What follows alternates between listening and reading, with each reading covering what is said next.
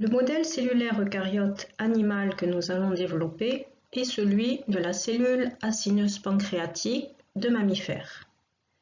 Voyons tout d'abord sa localisation avant d'aborder ses fonctions. Le pancréas fait partie de l'appareil digestif. C'est une glande située à proximité du foie. Le pancréas déverse ses produits de sécrétion dans le duodénum via le canal pancréatique. Le duodénum étant la première partie de l'intestin grêle, tube qui fait suite à l'estomac.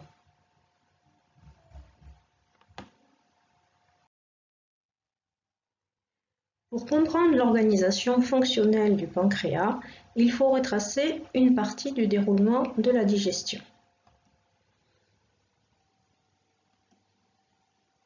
Lorsque le bol alimentaire arrive dans l'estomac, il se retrouve dans un milieu très acide et au contact d'enzymes sécrétées par l'estomac.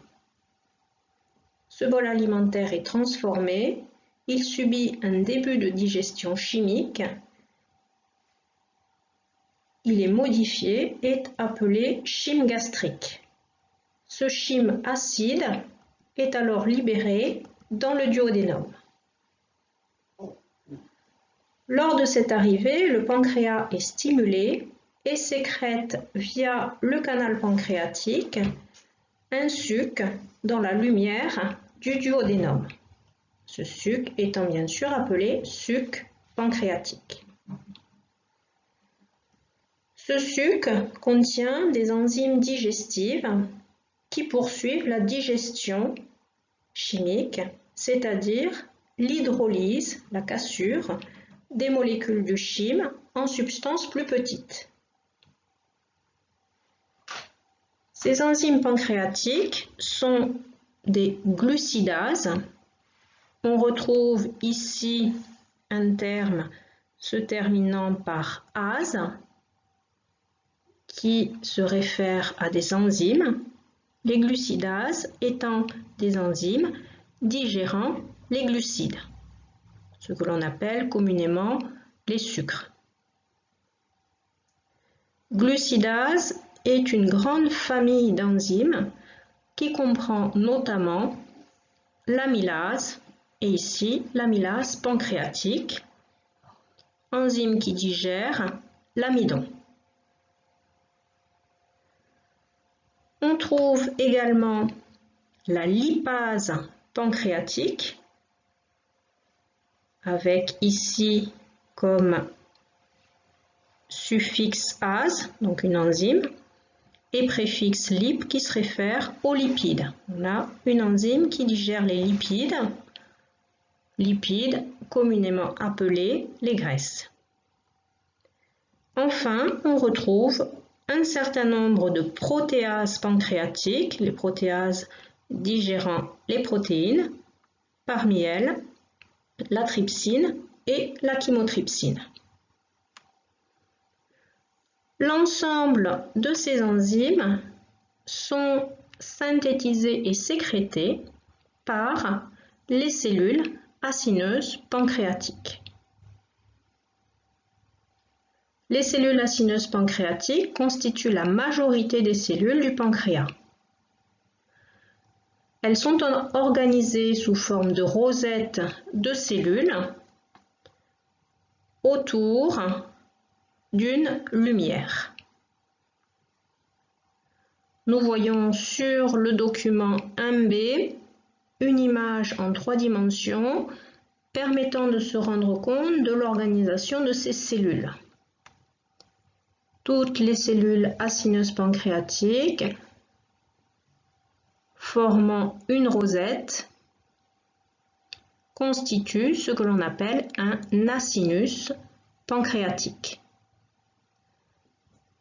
Chaque cellule sécrète ces enzymes dans la lumière de l'acinus. Ces produits de sécrétion sont drainés par des canaux de différents diamètres.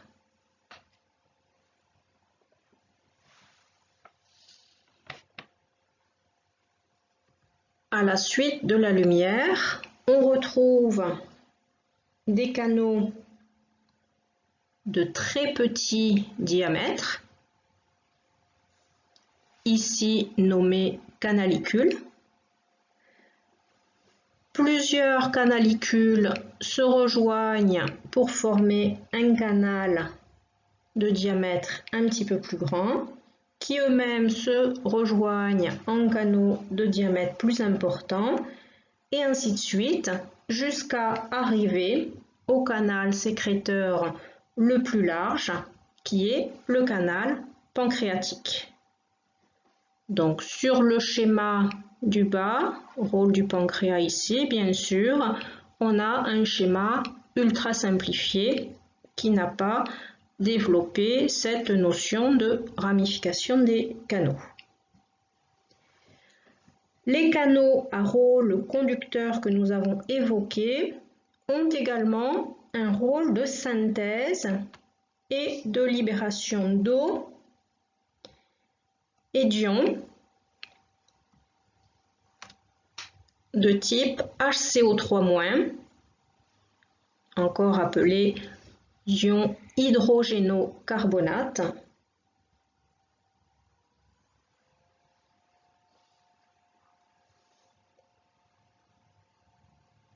L'eau et les ions HCO3- solubilisent et se mélangent aux enzymes digestifs du pancréas.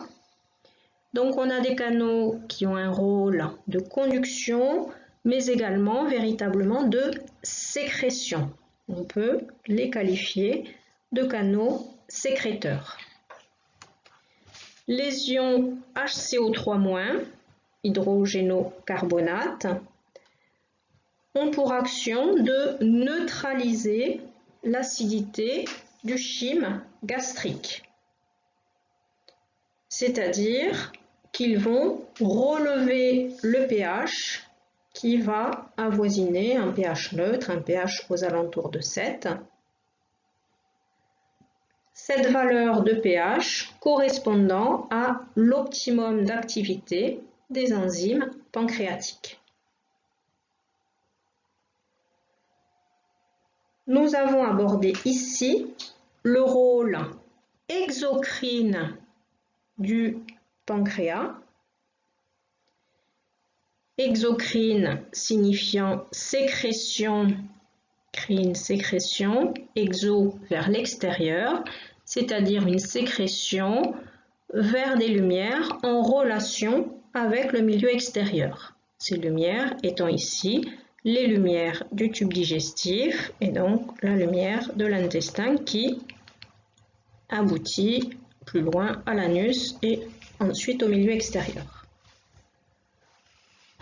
Le pancréas possède d'autres types de cellules qui, elles, sont présentes de façon plus localisée et plus ponctuelle sous forme de paquets appelés îlots de Langerhans.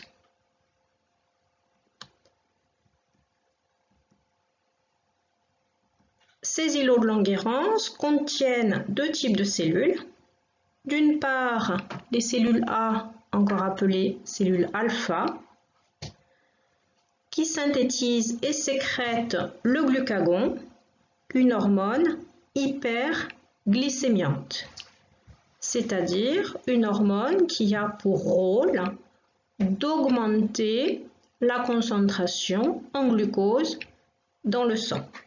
Hyper correspondant à fort et glycémie correspondant à la concentration de glucose du sang. On trouve également les cellules B ou bêta qui synthétisent l'hormone antagoniste à la précédente, c'est-à-dire qui va avoir une action opposée. C'est l'insuline qui, elle, est une hormone hypoglycémiante qui diminue la glycémie.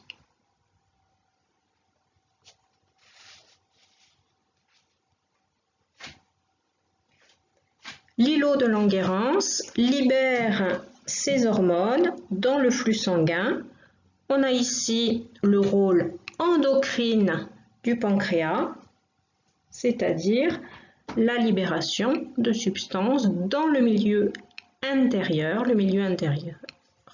étant principalement le sang.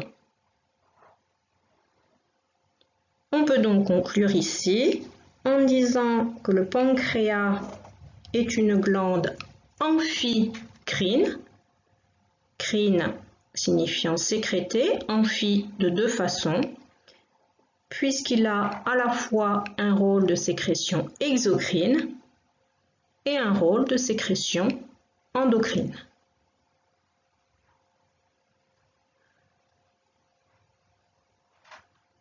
Dans les cours et les TP que nous verrons cette année, les schémas essentiels à savoir refaire sont encadrés par des traits gras.